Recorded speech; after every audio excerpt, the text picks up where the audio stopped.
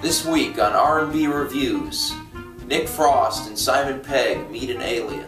We will be reviewing the new comedy, Paul.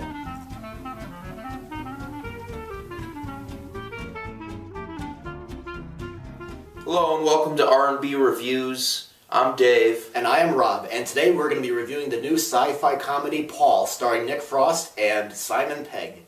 Paul is about two British comic book geeks who decide to go to Comic-Con, and then they plan a road trip where they will rent an RV and go across the entire Southwest trying to go to sites where allegedly aliens had been sighted in the past. While on their trip, they come across an actual alien whose nickname is Paul. Paul is on the run from government agents, one of them played by Jason Bateman from Arrested Development, and he asks them to take him to safety. So, what was your what's your opinion on Paul?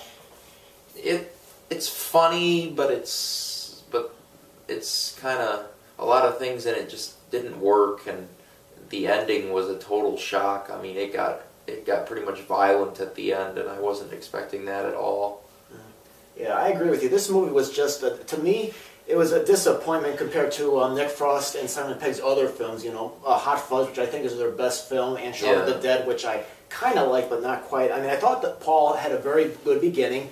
It kind of reminded me of their two films. It had smarter dialogue. It was very funny with that, and I liked how the film makes fun of people's views of aliens from outer space. I thought they did well, too. But the film, for starters, what disappointed me the most, like you said, was the ending. The rest of the movie was a comedy, but when we get to the last act of the movie, it turns into this very violent action movie with no laughs, and I felt like it did not match the tone of the rest of the movie. Yeah. And on top of that, in the trailer, for some reason, they include almost all the best moments with the character of Paul in the trailer, and I felt like it kind of robbed the movie of getting some real good laughs and getting some good entertainment out of it, for me at least, because I was expecting it. Yeah, the trailer they made for this film was horrible because it spoiled the whole movie, basically. It spoiled all the funny parts in this movie. Yeah, I mean, luckily it didn't spoil some of the bigger stuff that came at the end, thankfully. But and another thing I noticed is I don't know what happened here. I don't know if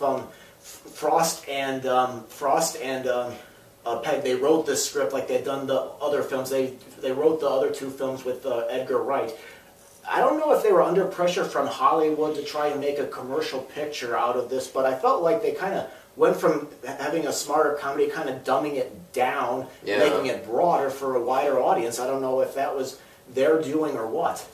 Yeah, I don't know. I mean, this was like a mixture of different types of comedies. I mean, you've got a little bit of British comedy, you've got a little bit of American comedy in there in different ways and in sense and form. So, which doesn't always work either, because British comedy and American comedy basically are two different things. Well, sometimes if it's done right, it can blend real well, but I agree with you on that. I mean, you have, besides the two leads, you got Seth Rogen as the voice of the alien. He's from a different type of comedy in the sense that he's like Judd Apatow, and it's wild, bromance type of comedy, like, whoa, dude! Type of like Wayne's World type stuff kind of thing. Yeah, and you got Kristen Wiig, who plays a character named Ruth from Saturday Night Live, and they usually do more broader, over-the-type type of humor anyway, and there's Jason Bateman's deadpan humor from Arrested Development, and Greg Matola, who directed this film, he directed Superbad and Adventureland, and he brings his type of comedy to the movie too.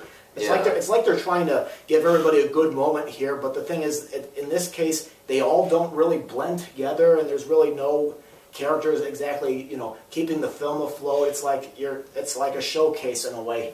Yeah, I mean, they wanted to try and make it so that Paul was like, everything is supposed to circle around him, but it really doesn't, because everybody's all over the place, and you tend to get lost sometimes. I mean, you can tell what's going on, but it's not summing up the main idea.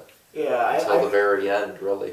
I mean, I wish Edgar Wright had directed this film like he did the other two films. I think he would have made the film much more focused and not let it get all messy in there. I mean, I think it was funny. I thought the movie was funny, but I felt like it could have been tightened much better, and I felt like, and I just mentioned Kristen Wiig's character Ruth. I don't think she added anything to this movie at all. I mean, I felt like, and her running gag with swearing, to me, it just got old really, really, really fast. Yeah, she's supposed to play like a person that's like real religious and basically like has never ever like said a cuss word in her entire life, and then once she figures out how to do it, she does it all wrong because she says the wrong swear words like at the wrong time. She doesn't know which ones to use and which adjectives to use with them and all that. And I mean, it's funny the first couple times, but yeah, like you says, it gets old fast because that's basically all she does besides like trying to like befriend them and all that and trying to